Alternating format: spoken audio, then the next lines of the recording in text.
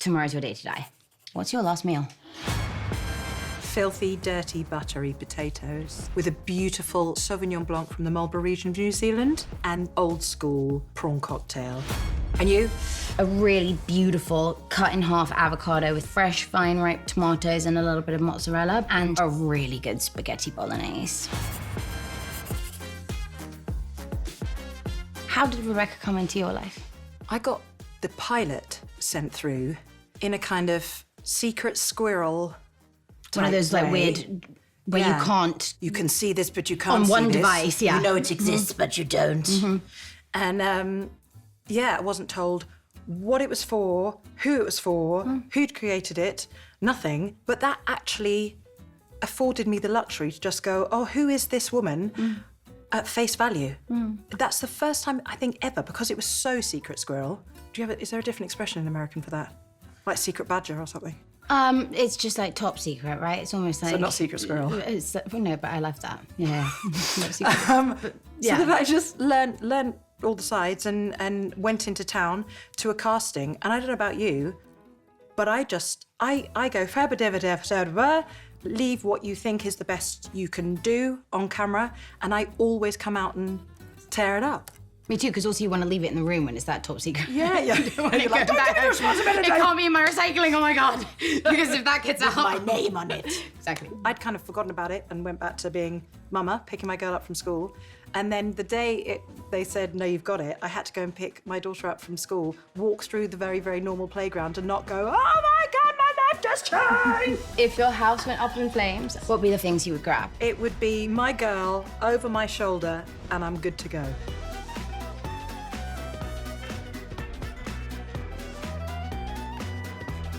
You've known Jason for ages, haven't you? I knew him for a little while, yeah, beforehand. And I've been working in Europe for about 6 months. Got back to LA, turned 30, which was epic. Don't tell anyone. That is quite a long Don't time tell ago anyone. for me. 28 forever. But I got a text from Jason being like, yo, Jason here, got your number and just wanted to chat to you about something, to which I thought, oh, he thinks I'm someone else. Oh no, oh no. I love your faith in yourself. Yeah, well, I'm working on that. But so then I was like, hey, what can I do for you? And he said, well, I actually have this pilot that I would love you to read if you have a moment or if you'd be interested. It's something that I'm reaching out to you personally about because it means a lot to me. And so I was like, are you kidding me? Quietly thinking, what if it's not meant for me? Like, this is a disaster.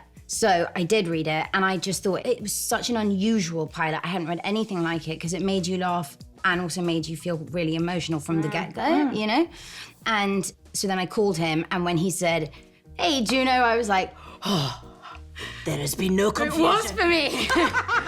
You and I come from two such totally different comfort zones. You are nervous doing comedy, which nobody would believe on camera, and I come from The world of theatre.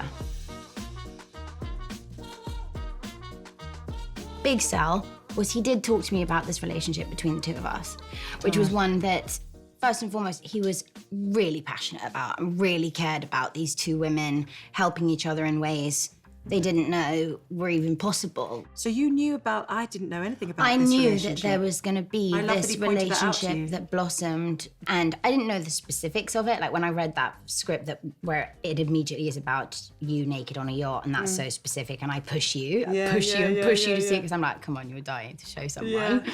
And that moment of you kind of being like, oh, I actually should be proud of my it's beauty as a woman. And it's special where it is on this couch right here, isn't it? Like Rebecca in her formality, even the shape of what that scene looked like. And it's a real turning point. And I think it's the first time in a while that Rebecca has heard a compliment from a female that she's believed, I felt in that moment. Because I'm not sure either of these women have experienced love and friendship, like you say, from another female, and very much of different generations. It feels like they're kind of soulmates, but they didn't know that until episodes start progressing. And by the end of season 1, I truly believe that. And then there's the twist that happens at the end that I know we've talked about, being able to call each other out, being accountable. Yeah. But it's scary, isn't it? And I think, like, as two women sitting here talking about these characters, we can relate to them on such deep levels.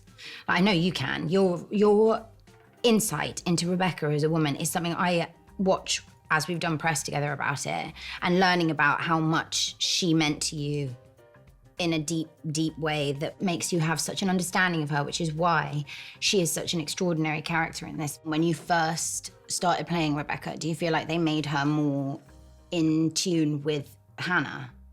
Yeah, I think I felt a shift around the... Oh my God, the scene at the gala outside with you and Jason. Yes. That was probably more personal than anything. Yeah, it was. Yeah, because I think by then... I think by then, Jason, I mean, he was you know what he's like, fiddling around with scripts and writing up against a wall with Brett. SNL world. I mean, lines like that. Yeah, I balked at that. I was like, oh my God, you can't give me something like 10 minutes before we're going to be on camera. And he still did, because he knew that I was limiting myself. And I was just like, this is getting ridiculous, how close to my life this has been. Our girlfriends are the most important people. Oh my God. They ground us, they save our lives, and hopefully we do the same for them. Undoubtedly. Just the grace and ease of which you are a mother, you are an extraordinary actress, and you are a woman in a way that I'm excited to grow up and be a woman because of it. I think it's a very inspirational package. No one could have played this character, Rebecca, better. You know that, because you understand it all. You know I'm horrendous with compliments. But I feel the same about you, and I can't believe my luck that you were even back for season 2. I thought, she's so big time, she'll be like off, and I'll suddenly hear, Juno's not coming back to this. No, because she's doing this giant thing somewhere in She saved my mental health. I wouldn't want to miss this for the world. This whole cast, this crew, like everybody, this character is like, sure, I love the darkness, you know I do. Yeah. But I also, when we say here at the big time, I get stopped in a grocery store with someone being like, hey, did I go to school with you? Oh no, I've just seen your boobs in a movie. And you're like over at Cheerios in the Trader Joe's or something. It's like, I know, but I've told you before, you have to celebrate the fact that people say that because they are magnificent. Great. All of it is. I mean, touche. Touche. But I think like the fact that we get to do it one more time is like, thank God. I was literally just about to say, what does that make you feel about wrapping on season 2? Proud, but also really nervous, because you're just like, you just want to make people proud. Now that we know about the success of season 1, you just hope that people also respond to it in a way that they love our character journeys and still connect with them in a way that they did with season 1, even if they bring different emotions and new journeys and all that. Yeah, I think season 2 is quite different in terms of really getting into the dirt. Yeah, exactly, the human side of it, which we all bottle up, that we don't necessarily want to talk about. I think they should have a jelly fight in season 3 and really go for it. Or a pillow fight in a hotel room. Or a bath. Just keep pushing. Our extraordinary female writers do us such a great service. Yeah. You know, and one storyline in particular that I have this year, I even spoke to Jason about it, and I was like, who's mainly responsible for this? And he said, well, they are and they are. And I was like, I need to go and give them a squeeze and go, come on, the girls, because it's just blindsided me. And I love that they have literally gone, go on, do that gets you out of your comfort zone. Yeah, don't be shy. They're very brave. Big time. And the most important female that's joined us this year is magnificent Sarah Niles. And I would like to genuinely put in a bit of a complaint. In fact, I did to Jason. I was like, I would have liked to have more to do with Sarah. With her. Because yes, the stuff we did in here with Sarah, I was like, oh. The first read through that we had on Zoom, and she started reading that character of a therapist, sports therapist, and I was like, she brought a very chilled out, effortless power. And is a brilliant foil to where yours and my characters are. But also has an arc that audiences be excited, because again, as per usual with Ted Lasso, don't judge a book by its cover. Yeah. Maybe this time next year we'll be able to have her on the couch too. Yes.